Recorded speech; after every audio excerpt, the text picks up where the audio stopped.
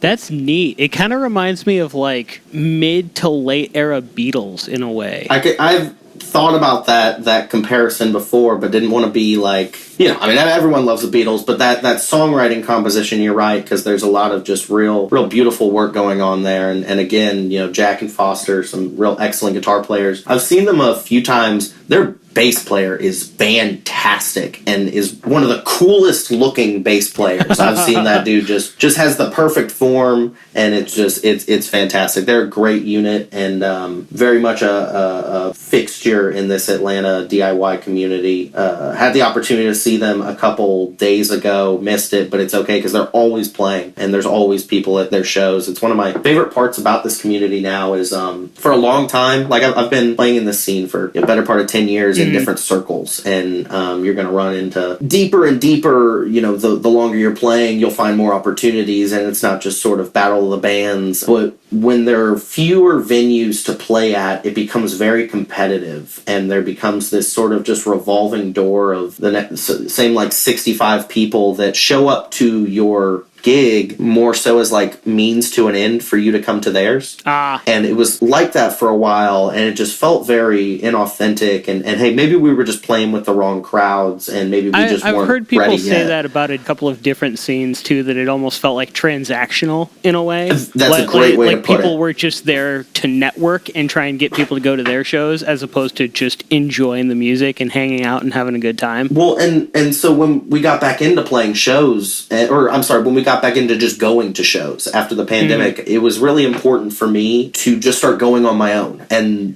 that's one of the things I did that introduced me to a lot of these bands, is just going out to these gigs where it's just, you really don't recognize anyone. And one of my favorite parts about that, it used to give me anxiety. It used to make me really feel anxious when I didn't know anyone at the show. Now it's one of my favorite parts because I'm at a lot of these shows, and while there are people I recognize, there's still a huge group that I don't. And that happens every show, and that means that more and more people are coming, and different people, and it's not just the same group of musicians, it's just people who like music and other, artists, and there's a whole community, and I couldn't be more grateful to a lot of these, artists and creators for allowing us a space to present this thing that we've worked on so hard for such a long time. And one of the reasons that stuff exists is because there's just so many incredible artists and creators out here right now, and to me, one of the best ones right now in this area is Strumbrush. I think that one of my favorite things going to like local shows like that too is going to those shows that you don't necessarily know many people at and enjoying the music, and then just going out. Almost every small venue has some sort of like outdoor patio kind of like smoking area. Yeah, no, exactly. And just shooting the shit with people who are,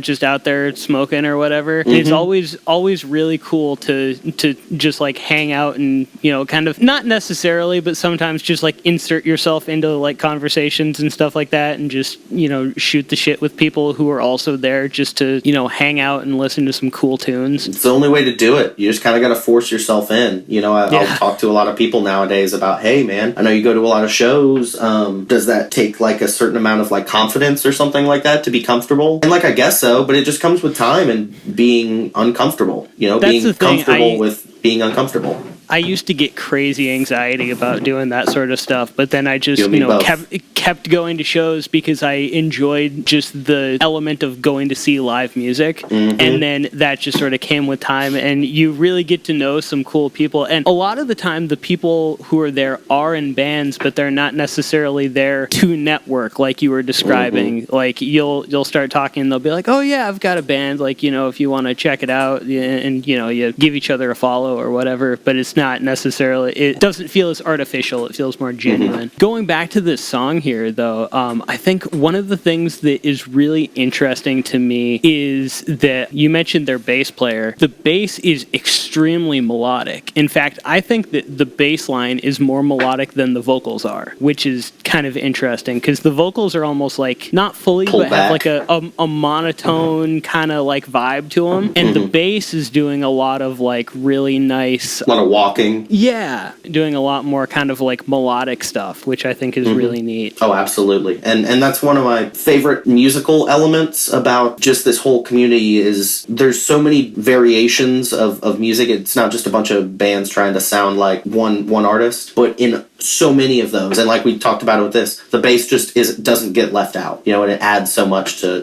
differentiate those bands in taste, and I love it. As a bass player, it's a great time to be a bass player in this community.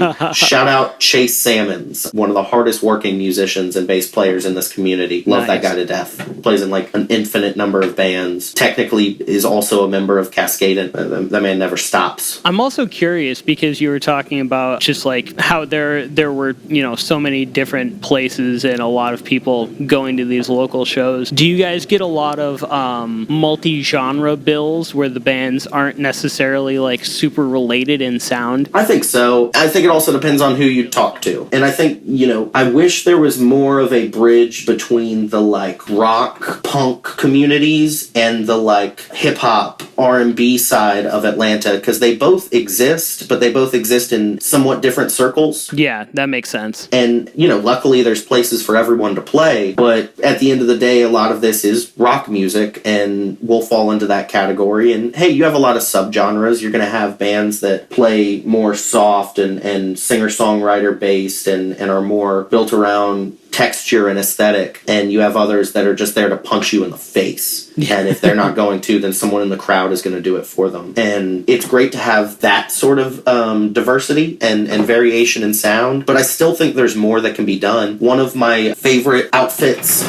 promotional outlets coming out of Atlanta right now is called Punk Black, and what they are is a collective and platform for POC musicians. And so, I have a lot of friends who play in bands who, may not feel as comfortable because no one at that show looks like them. And it's really important to have that inclusivity and to have, that opportunity to tell your side of the story and have that platform, and it, not just be like a token thing, have it be like, no, this is an environment where everyone can come up and flourish and show themselves for who they really are. Because there's a really cool thing that I've noticed recently since moving to Detroit is that we have around here a lot of really cool like community festivals where they will just it's almost like a block party type of thing where they'll have like stages and vendors and things like that. And I think it's really neat the amount of diverse acts that they'll get where like a lot of the time they do play on like different stages and stuff like that, but they're all within walking distance of each other, and you can go see a rock band followed by a rapper followed by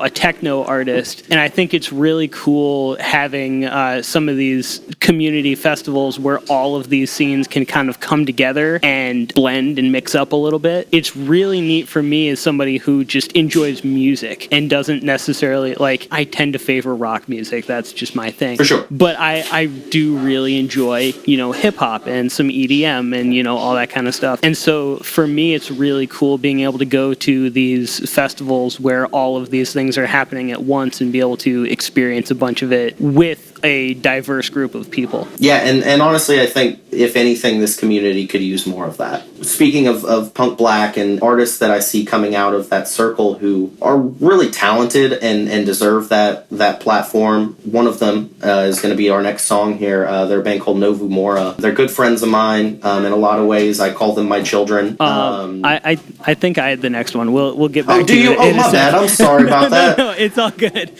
you know me. I'm going to see an opportunity for a segue, and I'm going to jump all over it. The king of transition strikes again.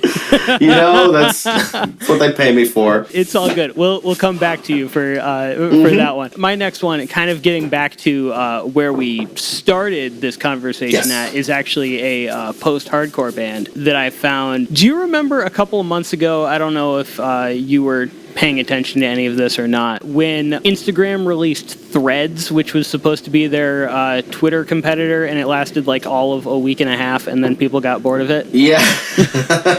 I do remember that. I think we have a Threads. I'm not sure if anyone uses it, though. I never post on it anymore. Like I said, people used it for like a week and a half and then got bored and realized that Twitter was still better, even though it is a burning hellscape. It is a dumpster fire. But anyway, one of the great things that came across that was when it was a kind of small platform that people were really excited about for a couple of days, I found this band called Right Here, Right Now. They're a post-hardcore band from Jacksonville, Florida. And this is the only song that they have out right now, but it's absolutely killer. It's called Home Is Where the Heart Is.